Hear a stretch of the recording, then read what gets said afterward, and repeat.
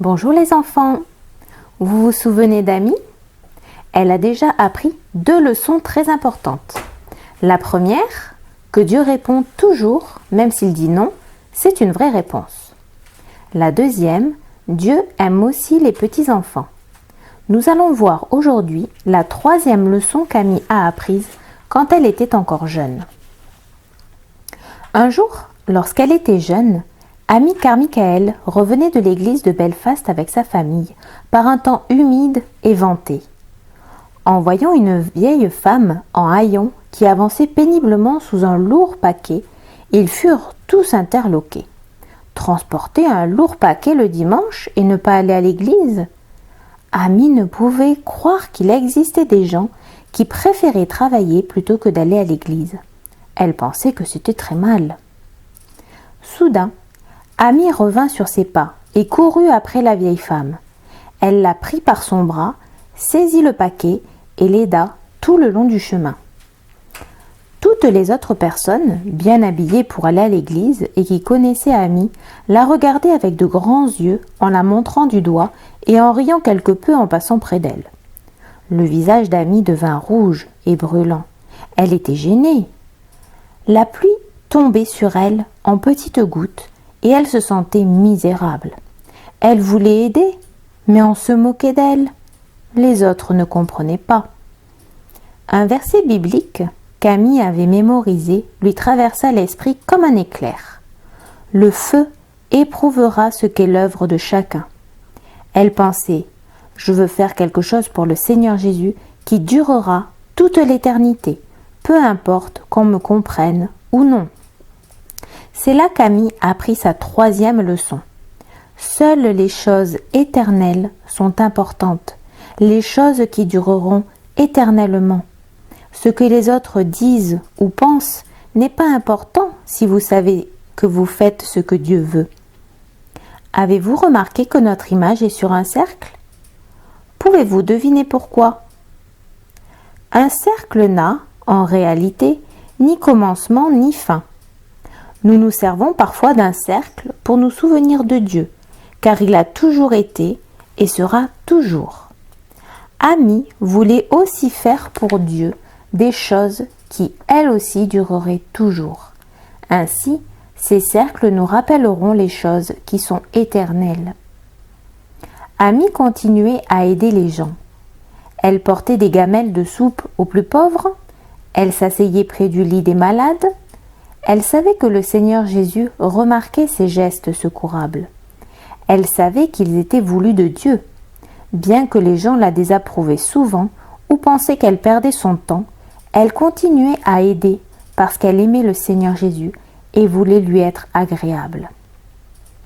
Bien des années plus tard, Amy venait toujours en aide aux autres alors qu'elle servait le Seigneur Jésus aux Indes. Chaque jour, elle rassemblait les grands et leur enseignait la parole de Dieu. Elle leur parlait du Père céleste qui nous aime d'un amour éternel. C'est en apprenant à aimer Amy et à se confier à elle qu'ils commencèrent à mieux comprendre comment croire en le Dieu vivant qu'elle aimait et servait. Amy avait beaucoup de choses à faire en tant que missionnaire et les Indiens l'observaient de très près. Chaque soir, une heureuse Prina était là pour la recevoir quand elle rentrait dans sa petite maison, harassée de fatigue. Tous les jours, Amy essayait de découvrir où et comment les gens du temple arrivaient à se procurer des enfants. Amy se déguisait parmi la foule indienne, l'oreille tendue pour essayer de capter un indice. Souvent, elle voyageait des heures durant dans un camion à bestiaux. 3 ans passèrent. Amy n'avait toujours pas trouvé de personne qui pouvait répondre au sujet des enfants du temple. Elle était de plus en plus persuadée que Dieu attendait d'elle qu'elle les sauve. Ce serait très dangereux. Une fois, elle se déguisa et resta dans une auberge pour voyageurs. Le soir, tout le monde s'asseyait sur le plancher autour d'une lampe de cuivre fumante et bavardait. Il se trouvait là un homme qui faisait des guirlandes destinées à décorer le cou des idoles, des statues. Amy écoutait attentivement la conversation essayant de ne pas sembler trop intéressée. Elle releva un indice. Si une maman mourait, le papa vendait parfois une petite fille au temple pour ne pas avoir à prendre soin d'elle. Une autre fois, Amy et une missionnaire dormirent dans une écurie vide attenant à une maison en terre. À travers les murs, Amy entendit une famille se disputer. Elle releva un autre indice. Une famille pauvre, qui n'avait pas d'argent pour acheter du riz, vendait parfois son bébé au temple. Jour après jour, elle obtint d'autres indices. Pour obtenir quelque chose des idoles, une maman vendait son bébé. Si un enfant était très malade, ses parents promettaient de le consacrer aux statues si elle envoyait la guérison. Souvent, la fille aînée de la famille était donnée au temple. Pour le Père céleste, sauver ses enfants était très important. La Bible dit « Ce n'est pas la volonté de votre Père qui est dans les cieux qu'il se perde un seul de ses petits. » Dieu le Père avait envoyé dans le monde son propre Fils, pur et saint, pour sauver ses enfants de leurs péchés. Les âmes de ses enfants étaient éternelles. Elles avaient de la valeur aux yeux de Dieu. Amy était sûre que Dieu voulait qu'elle les atteigne. Amy décida de continuer à chercher des moyens d'aider ses enfants. Peu importe qu'on me comprenne ou non, pensa-t-elle, seul ce qui est éternel est important. Les enfants continuaient à venir chez Amy pour y vivre et étudier avec elle, mais aucun d'eux ne venait du temple. Cependant, un jour, le deuxième enfant du temple, une petite fille de 4 ans, se présenta chez Amy. Plus tard, Amy entendit parler d'un père qui était sur le point de vendre sa fille au temple. Il voulait la donner à Amy contre de l'argent indien, 100 roupies. Mais est-ce juste d'acheter cet enfant ? Se demandait Amy. Elle pria beaucoup à ce sujet et sentit que Dieu la conduisait à verser l'argent. Ce qu'elle fit. Puis, Amy, sans en parler à personne, pria pour que Dieu lui rembourse cet argent afin de lui montrer qu'il approuvait. Un tel don était très rare à cette époque. Dieu répondrait-il à sa prière ? 10 jours après l'arrivée de l'enfant, une missionnaire qui ne savait rien de la prière d'Amy envoya un chèque d'un montant de 100 roupies exactement. Toutes les filles se rassemblèrent autour d'Amy pour louer Dieu à cause de cette merveilleuse réponse à la prière. Peu après, Amy sauva un bébé de 13 jours au moment où on l'emmenait au temple. Bientôt, Amy eut 16 enfants. Elle savait qu'elle devait trouver une maison plus grande pour eux. Elle chercha un endroit qui serait en sûreté, loin de la ville. Au sud de l'Inde, dans un village appelé Donavur, Amy acheta une maison. L'endroit était calme, situé entre les montagnes et la mer. À quelques kilomètres s'élevait une montagne qui semblait être un endroit désertique, mais le sous-sol était plein de rivières qui fourniraient plus tard des puits d'eau pure. Des adolescentes commencèrent à entendre parler de Donavur comme un endroit sûr. L'une d'elles avait 16 ans. Elle s'appelait Bijou de Victoire et vivait dans un village voisin avec sa famille. Elle avait souvent offert des sacrifices aux faux dieux de l'Inde. Bijou avait peur de rencontrer Dieu. Elle savait qu'elle faisait beaucoup de vilaines choses. Ses pensées étaient souvent mauvaises. Comme elle soupirait après le pardon de tous ses péchés. Elle l'avait demandé aux idoles, mais elle ne lui avait été d'aucun secours. Puis, un jour, on fit cadeau à Bijou d'une Bible. En la lisant, elle apprit à connaître le Dieu vivant qu'il aimait. Elle lut « Dieu prouve son amour envers nous, en ce que, lorsque nous étions encore des pécheurs, Christ est mort pour nous. » Elle vibrait à la pensée que Jésus-Christ, le Fils de Dieu, avait pris sur lui la punition de ses péchés. Toutes les vilaines choses qu'elle avait faites, quand il mourut en versant son sang sur la croix.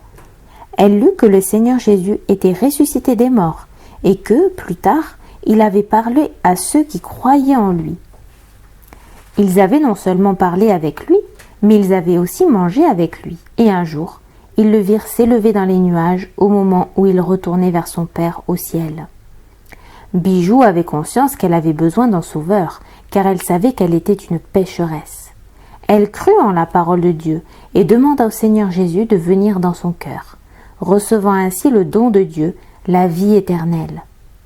Mais elle avait peur de faire part de sa décision à quelqu'un de sa famille ou à ses amis. Elle faisait semblant d'adorer les statues, pensant que personne ne découvrirait son secret. Mais peu à peu, elle se rendit compte qu'elle ne devait pas adorer les statues maintenant qu'elle avait reçu le Seigneur Jésus comme sauveur. Quel rapport y a-t-il entre le temple de Dieu et les idoles ? Lisait Bijou dans sa Bible. Car nous sommes le temple du Dieu vivant, comme Dieu l'a dit, j'habiterai et je marcherai au milieu d'eux. Je ne peux plus faire comme si je croyais aux statues. S'il te plaît, Seigneur, montre-moi ce que je dois faire, demanda Bijou. Un matin, très tôt, il lui sembla que Dieu lui faisait penser à Donavure. Elle avait entendu dire qu'elle y serait protégée. Pendant que sa famille dormait encore, elle partit sans bruit. Après avoir traversé la rivière, Bijou arriva à la maison d'Ami, demanda de l'aide et fut accueillie. Dès que les parents de Bijou découvrirent qu'elle était partie, ils se précipitèrent à la maison d'Ami et l'encerclèrent. Mais Bijou était assez âgée pour choisir et elle décida de rester avec Ami. Là, elle révéla qu'elle croyait dans le Dieu vivant et vrai. Ami aimait chaque enfant que Dieu lui avait envoyé. Elle sentait qu'elle ne pourrait jamais les quitter, mais elle savait qu'elle devait faire plus pour atteindre les enfants du temple. Pendant tout le temps qu'elle avait passé aux Indes, elle avait écrit tout ce qu'elle avait appris au sujet de ses enfants. Son premier livre, Les choses telles qu'elles sont, finit par être imprimé. Ce qu'elle y dit provoqua un tel choc que des ennemis s'élevèrent contre elle. Il leur était impossible de croire que de petits garçons et de petites filles étaient vendus au temple, où on les gardait prisonniers. Des personnes allèrent jusqu'à s'unir pour essayer de faire partir Ami de l'Inde. Ami reçut une lettre d'une personne qu'elle aimait beaucoup, lui demandant de quitter l'Inde pour rentrer en Angleterre. Comme Ami aurait aimé y aller, mais elle ne le pouvait pas. Dieu lui avait donné un travail à faire. Plus que toute autre chose, Ami savait qu'elle devait faire ce que Dieu avait prévu pour elle. Si elle partait, les enfants seraient sûrement en danger. Pendant ce temps, Ami continuait de recevoir des lettres de toute l'Inde lui demandant de parler de Jésus. Ami était très douée pour parler en public et souvent elle s'adressait à des foules de 20 000 personnes. Elle aimait parler, mais elle devait apprendre à dire non à tout ce qu'elle savait ne pas être la volonté de Dieu pour elle. Qu'est-ce qui était le plus important ? Ce que les autres voulaient ou ce qu'elle savait être la volonté de Dieu pour elle ? Ami connaissait la réponse. Elle devait obéir à Dieu. Seules les choses éternelles ont de l'importance. Elle décida sur le champ de ne jamais quitter l'Inde ni ses enfants. Elle y resta 55 ans. La volonté de Dieu a-t-elle de l'importance pour toi ? Ou as-tu peur de ce que les autres pensent de toi ? Tes amis savent-ils que tu as reçu le Seigneur Jésus comme sauveur ? Si tu as appris la leçon numéro 3 qu'Ami a appris, ce que les autres pensent ou disent de toi ne te semblera pas aussi important. Seul comptera pour toi ce que Dieu veut que tu fasses. Peux-tu nous dire ce que le Seigneur Jésus a fait pour toi ? Comment sais-tu qu'il vit dans ton cœur ? Veux-tu recevoir le Seigneur Jésus maintenant ? À dimanche prochain pour la suite de l'histoire. Pour l'activité, j'invite les parents à faire avec les enfants le quiz qui se trouve dans la description de la vidéo.